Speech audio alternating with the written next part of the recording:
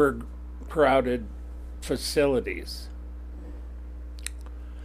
And he says, it's not anything personal. I'll stay as long as it takes. That's not my choice. That's not my preference. It has to be decided based on the situation on the ground. I will not be scared by someone coming telling me, well, you have to go. We have to find a change. I'm not a fool, he says.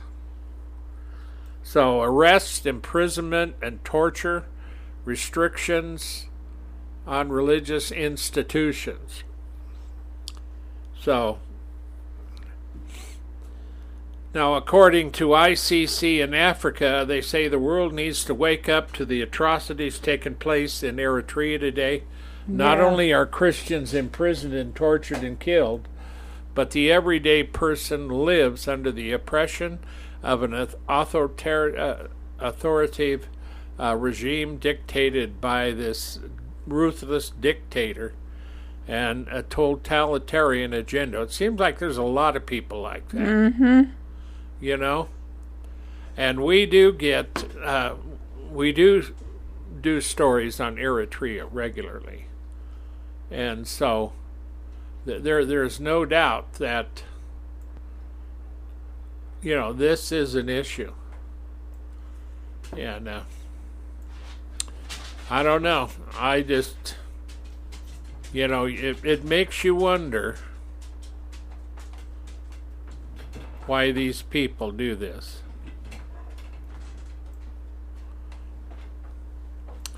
And so with that, we're moving.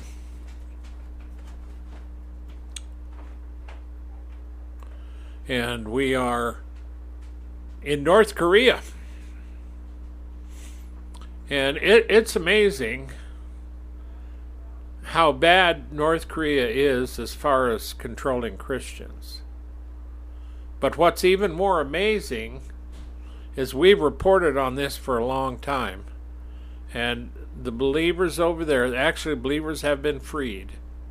You know, they cross the country, get out of there.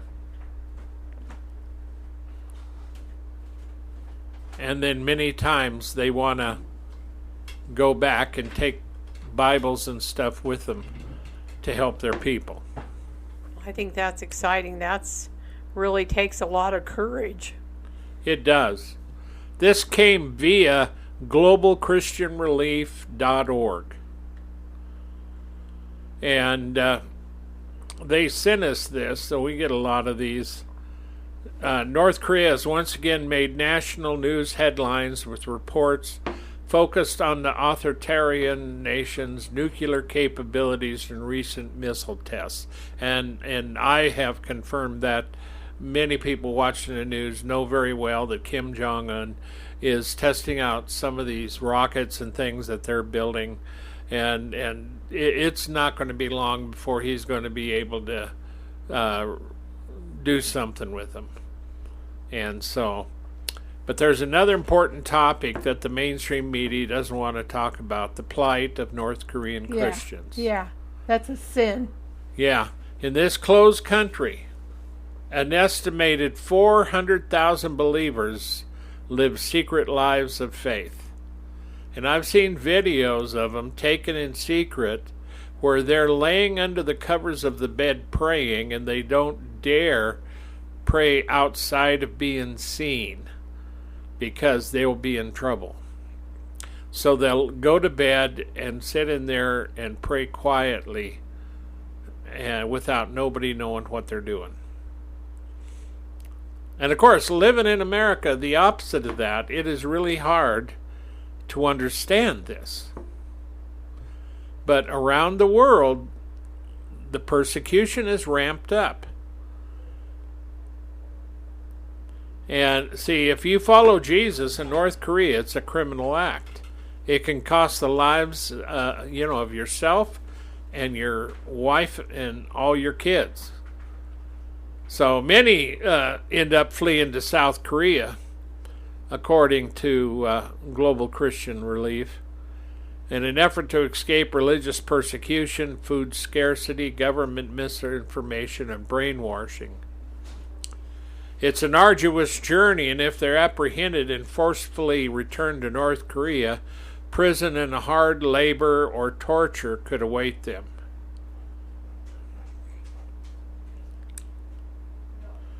Now, they have an example, a North Korean refugee. She has her aging mother and father. She began a 3,000-mile journey to freedom, passing through icy cold rivers and treacherous mountain passes. I was afraid of being caught. I was really scared. It was really scary. Once the brave family arrived in South Korea, a loving community of Christians helped them get established. Most important, she held a Bible in her hands for the very first time. And you can donate and help persecuted Christians in North Korea. And you can go to globalchristianrelief.org. Now, these particular people that, we report on, we recommend them. We recommend them to people to donate. And we do this program free. It's part of our calling, something we want to do to help get the word out and help them. So we tell you where the stories are coming from. We tell you who you need to contact. And you can just go to these websites, and they have it plain where you can donate. And you can have all kinds of play. They have entire menus of donation. And I'm telling you, your dollar is sorely needed today in these times of intense persecution. So don't forget, go to globalchristianrelief.org and look for persecuted Christians in North Korea, and you can help them out. Are you ready? Yes. Okay. Sudan, Islam, and Christian slaves. This story comes to us via faithwire.com. An organization combating Christian persecution across the globe recently announced it helped free 1,500 Sudanese slaves last year, bringing the total liberated over the past 3 decades to over 100,000 people. Joel Veldkamp, head of international communications at Christian Solidarity International, CSI, told CBN News Christians and followers of indigenous religions in South Sudan have been the hardest hit over the past few decades by dangerous slave raids. And as he shared, the history behind the matter is quite complex. Today we have 2 countries, Sudan and South Sudan. But in the 1980s and 1990s, it was all just one country called Sudan. And that country was split by a civil war between the north, which is mostly Muslim and dominated by Arabs, and the south, which is mostly Christians and black Africans. He said the Muslim government in the north started to use slavery as a weapon of war against the south, capturing tens of thousands of people during the conflict, which ended in 2005. Even nearly 20 years later, Veldkamp said many slaves are still stuck in captivity, enduring painful and arduous lives. The nightmare really began when the abduction happened during the wars, Veldkamp said. These were usually attacks on villages by raiders on horseback and on camels. Sometimes they came in trains, and they would force people into a cargo train and take them back into the north. You would see lots of people being killed, lots of people being brutalized, trying to break down the spirit of the people before they're enslaved. Veldkamp said those coming out of slavery have later recounted lives filled with violence while in captivity and daily terror, including sex abuse and refusal to allow slaves to practice the Christian faith. A lot of the boys especially are forced to convert to Islam and practice Islam. He said, sharing one particularly disturbing story of abuse. One man ran away instead of He once ran away instead of washing the dishes like his master wanted him to, and his master cut off his pinky finger. And CSI works to try and free those facing these difficult and even deadly circumstances through an underground network created decades ago. Veldkamp's organization helps free these slaves. It all started when goat traders came in contact with sympathetic Muslims who went around North Sudan collecting people and bringing them home. A cattle vaccine is often exchanged for human freedom, with slaves walking at night on foot toward the border to evade secret police and the military. It's extremely dangerous work, Veldkamp said, noting that the efforts are helped by Muslims who are horrified over the treatment of these slaves.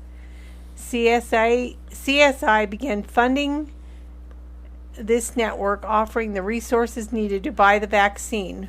Once over the border in South Sudan, CSI makes sure these individuals get medical care and resources.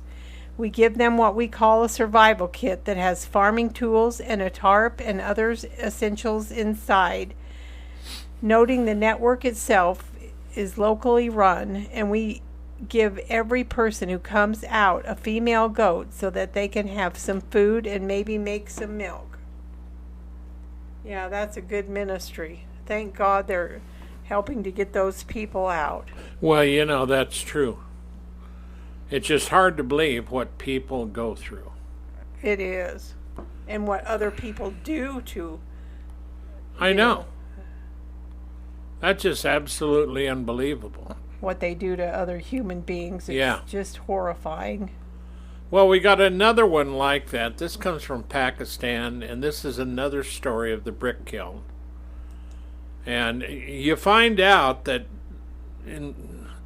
depending on the country, like Pakistan, it's usually the brick kiln. Because these people, they can work and they get low wages. Most of the time they're on the lowest rung of the economic scale. And if they get sick or anything and they need money, they have to go borrow it, and the money lender is expensive. So then they have to sell themselves to the brick kiln, who will pay their debt off, and then they end up working their debt off, which most of them takes forever to get it done. Yeah, and never. Even their kids and grandkids have to pick up the debt. Yeah. Now, this story is about Azib, and that's not his name, but that's, we don't give their names, so. He was 20 years old, and him and his young family began working in one of Pakistan's many brick kilns. At first, he made a decent wage, but when certain obligations popped up, he was forced to take out loans from the kiln owners like so many before him. Over the next 30 years, and with the majority of his paycheck going to the kiln owners, Azib and his family worked as bonded slaves. Looking ahead, Azib knew his children would inherit his debt, and then Global Christian Relief stepped in. Thank God. While working in the kiln, I raised a large family of 5 daughters and 4 sons. Isn't that amazing? It is. And he tells Global Christian Relief, providing for such a large family was challenging, especially within this industry that is known for low wages. But through the generous gifts of our donors, Global Christian Relief was able to change Azib and his family's lives forever. And he says, my life was completely transformed when I received generous support from the GCR, this Global Christian Relief, and their partners.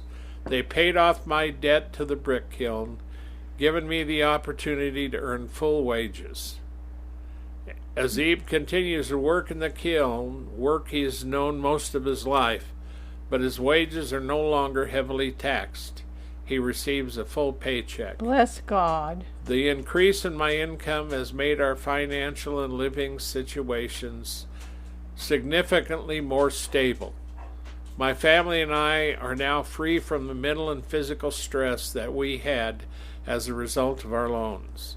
Maybe just as important as receiving funds, Azib